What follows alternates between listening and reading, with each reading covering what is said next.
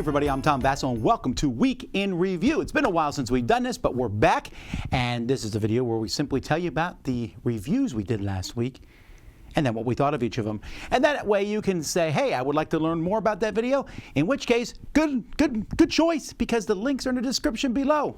Let's get started.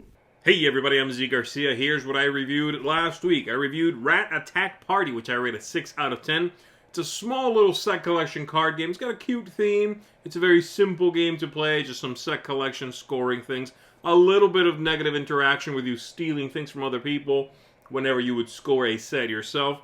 It's fine. It's nothing to write home about. You've probably played games like it before, and you should know if you want another one. I reviewed with the rest of the fellas Fossilis, which I rate a 7 out of 10.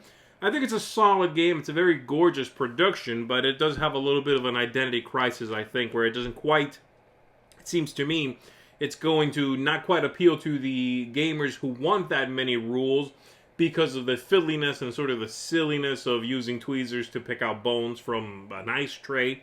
And then the flip side of that is to the people that want to do those sort of silly things and then, you know, pick out little bones, collect little plastic bones. There's a lot of rules, and some rules I think ultimately should have been left on the cutting room floor.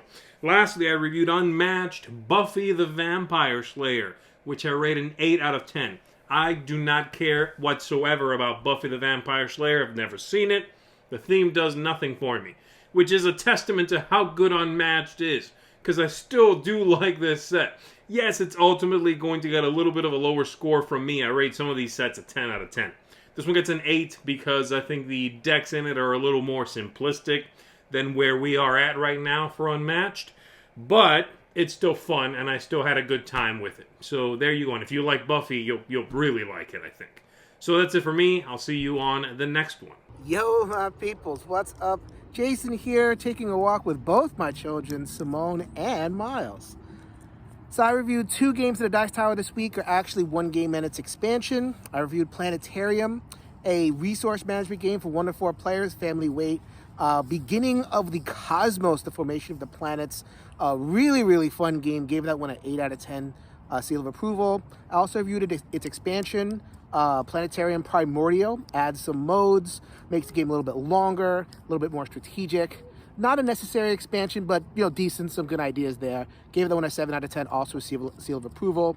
Also, I hope you enjoyed top 100, or top 10, actually, cooperative games for Dice Tower Winterfest.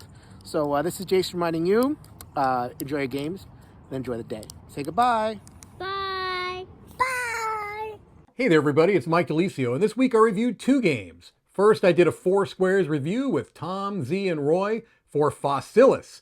This is a game with a theme that I adore. You're digging for dinosaur bones. I gave this one a 7 out of 10. I think it's a really good game, but there's a bit of a disconnect for me on who the audience is, which to me looks to be families and maybe even children, and the actual weight and decision making in the game, which I think is quite a bit heavier than that. All told, though, a really solid game.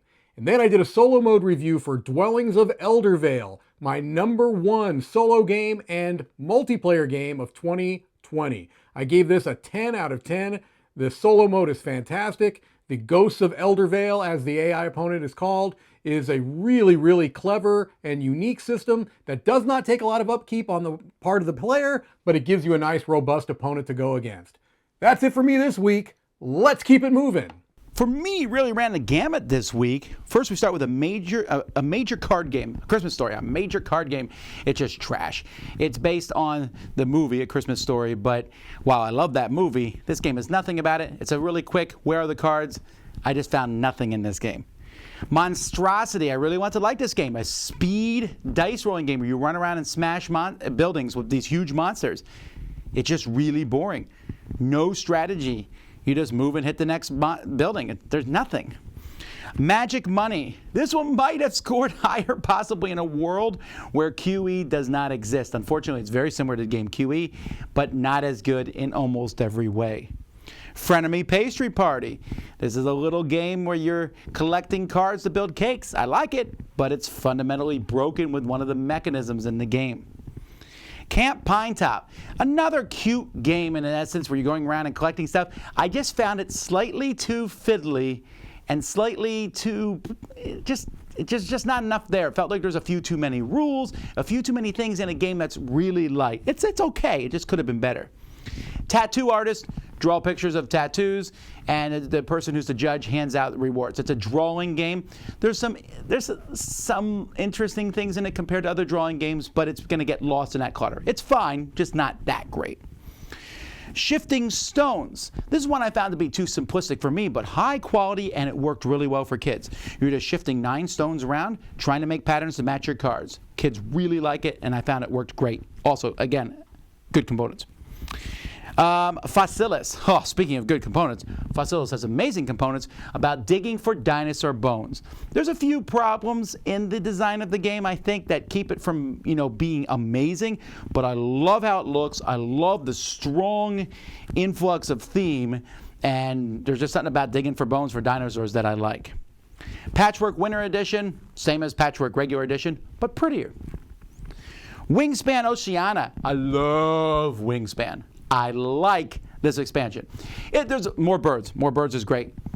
There's more other things that's great. And new yellow bird abilities, great. The new wild food I found to be okay. It makes the game a little easier than I prefer. But it's still fine expansion, and I would play with it. Gladius. A nice, cute game I really enjoyed, where you're basically sending you're betting on gladiators to win, and then you play cards. It's a take that game, but you're take thatting on the gladiators out there, and I enjoyed that combo. Great art too. MacroMicro Crime City. This is Where's Waldo, the board game. There's a huge thing with all these people all over it, and you're looking around trying to solve, I think, 16 different mysteries. Really cool, and it's certainly unique. And then Adventure Tactics Domainne's Tower. I reviewed this with my kids. I'm starting a new series with me, Violet, and Ruby, where we will be reviewing games. This game is fantastic. I love it. It is it's a dungeon crawl of sorts, adventure game, but you level up every single time you play. You level up, and that's so much fun. And then great art, simplistic play. It feels like a lighter version of Gloomhaven, and I'm not saying that in any kind of negative way whatsoever. I love this game. We did a live board game breakfast. They're back, so you can go back and check those out. Also, many of the top 10 lists that were posted in our Winter Spectacular are now live. You can watch those. We went over the People's Choice Top 2020, and we continued our new series, Shoots and Marbles, which is a silly marble race, which you just might enjoy if you give it a whirl. All that and more, check it out last week, and more to come. Happy New Year, it's 2021, woo! Until next time, I'm Tom Vasel, and you've been watching Week in Review.